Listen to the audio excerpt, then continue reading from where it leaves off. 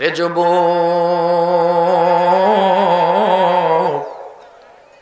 পায়ে হাত দিয়ে যাবার সময় বলে যাই, রে যুবক কানটা খুলে শোনো,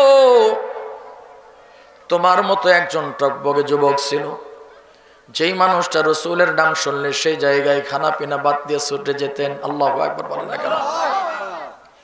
আশিকে রসুল কাকে বলে? রসুলের প্রেমিক, রসুলের মোহাব্বতের মানুষ কারে বলে? টকবগে যুবক যার নাম ছিল হযরত জারির রাদিয়াল্লাহু তাআলা আনহু। আমার মাবুদ, দিলটাকে নরম করো, কানটাকে খাড়া করো, গল্পটা বন্ধ করো মা।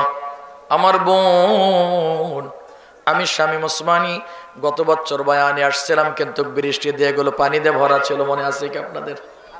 আমি এসে ঘুরে গিয়েছিলাম। আজকেও তো অনেকে মনে করেছেন হেলিকপ্টার আসেনি, হেলিকপ্টারও নাই, শামীম ওসমানীও নাই, হাসিনাও নাই, কাউয়া কাদেরও নাই। কথা বলেন না কেন? তারা তো মনে করেছিল 16.5 বছর আমরা ক্ষমতায়, দেশটা আমার বাবার আর আমার, কেউ তাড়াতে পারবে না। কিন্তু মালিক বলেন, বেঈমান, তোরা আমার প্রিয় মানুষদেরকে জেলে ঢুকাইলি, ফাঁসির কাস্টে ঝুলাইলি, নিরপরাধ মানুষদেরকে মিথ্যা মামলা দিয়ে জেলের মধ্যে ভোগাইলি। ওই মাজলুম মানুষ আল্লামা দেলোয়ার হোসেন সাঈদী সহ যেই মানুষটা আজকে বেঁচে থাকলে ময়দানে কথা বলতো, তাকে পুশ করে ইনজেকশন করে তারে হত্যা করলি। জেলখানায় তাদের চোখের পানি আমি আল্লাহ শুনেছি আর দেখেছি। আমি আল্লাহ ছেড়ে দেই না, তবে ছাড় দেই।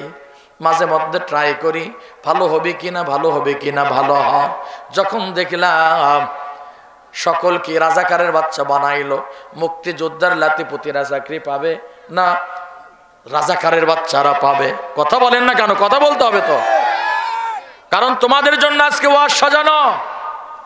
কোন জালেমদের পক্ষে ওয়াজ আর হবে না। আমাদেরকে ভাত খেতে দেয় নাই, ভাতের প্লেট থেকে দৌড়িয়ে চলে যেতে হয়েছে, জেলে যেতে হয়েছে, নির্যাতন সহ্য করেছি জালেমদেরকে, তারপর রক্তচক্ষু ভয় করে নাই।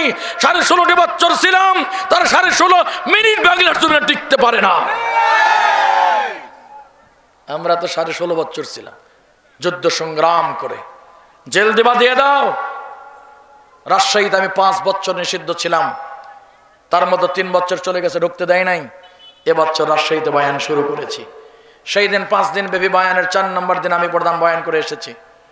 আমি রাজশাহীতে বহু প্রোগ্রাম নিয়েছি, আপনাদের কন্টিনিউ প্রোগ্রাম এটি আমার দেওয়া ছিল, বিধায় কম বেশি করার সুযোগ ছিল না। এজন্য আল্লাহর রসুলের বয়ান শোনার জন্য সাহাবায়ে কেরাম বসা, মনে আছে না নাই? মাজালিসুল ইলম হিয়া রাউযাতুম মিন রিয়াজিল জান্নাহ।